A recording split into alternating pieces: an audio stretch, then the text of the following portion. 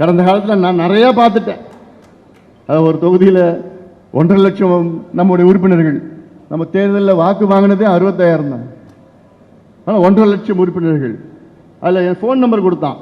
Phone பண்ணால் பீகாரில் phone எடுக்குது. அந்த மாதிரிலாம் தயவு செய்து பண்ணாதீங்க.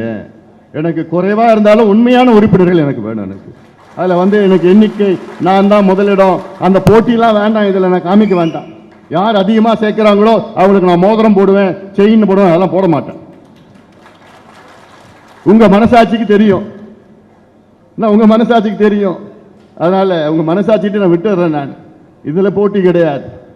அதனால ஆனாலும் நீங்க அது நம்ம கட்சி, இதுதான் நம்ம எதிர்காலம் அப்படின்னு ஒவ்வொருத்தரும் நீங்களே உங்க போட்டி போட்டு நீங்க பிரிச்சுக்குங்க. இருக்கிற மாவட்ட செயலாளர், மாவட்ட தலைவர்லாம் வந்திருக்கிறீங்க, பொறுப்பாளர்லாம், இந்த பொறுப்பை எல்லார்ட்டையும் கொடுங்க, பகிர்ந்து கொள்ளுங்கள்.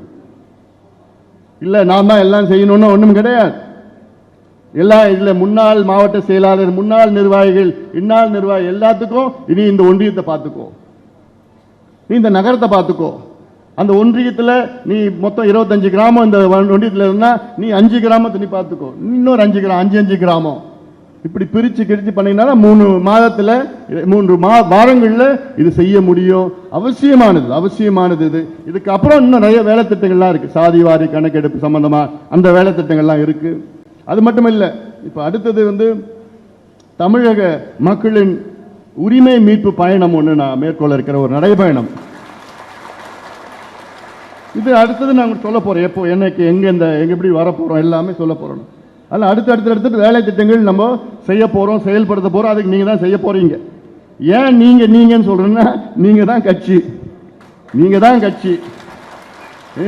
கட்சி இது ஏன் சொத்தோ யார் சொத்தோ கிடையாது. நீங்க தான் கட்சி. இந்த மாநாடு கூட சொன்னாங்க, மாநாடு இப்ப பொருளாளர் சொன்னாங்க வெற்றிகரமா நடத்திட்டாரு அன்புமணின்னு. நான் நடத்தல இந்த மாநாடு, நீங்க தான் நடத்துறீங்க. பேர் மட்டும் எனக்கு கிடைச்சிருச்சு, அவ்வளவுதான். உங்களை வழி நடத்தணும்.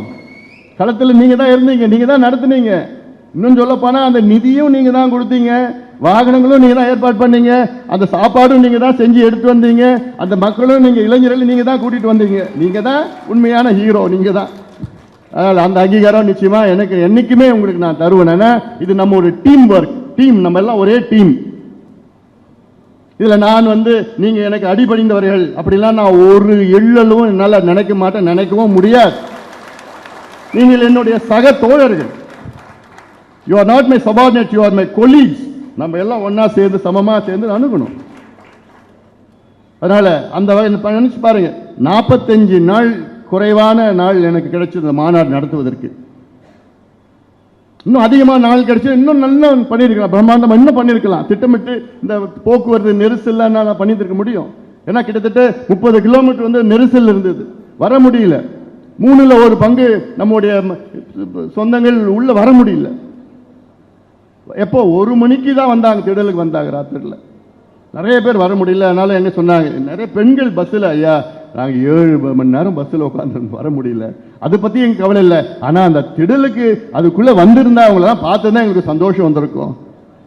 அது கிடைக்கல எங்களுக்குன்னு வருத்தமாக சொன்னாங்க. ஆனால் அடுத்த முறை நிச்சயமா இதெல்லாம் எதுவும் இல்லாமல் இன்னும் நல்லா சிறப்பாக பண்ணலாம், நம்ம பண்ண போகிறோம். பிளே ஸ்டோர் மற்றும் ஆப் ஸ்டோரில் இருந்து பாலிமர் செயலியை QR கோடு மூலம் பதிவிறக்கம் செய்யுங்கள். செய்திகளை உடனுக்குடன் பெறுங்கள்.